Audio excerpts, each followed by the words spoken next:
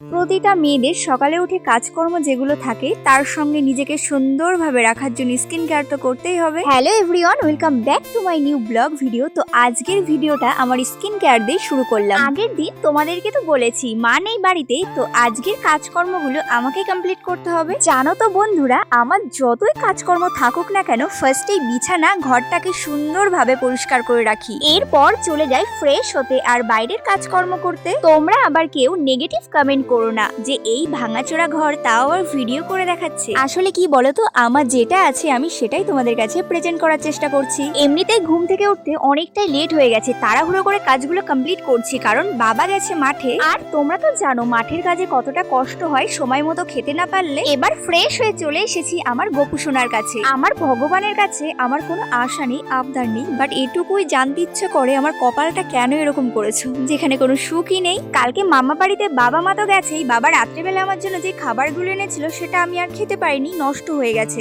এখন আমার খাবারও টাইম নেই, জল আর কলা খেয়ে তাড়াতাড়ি রান্নাঘরে যেতে হবে।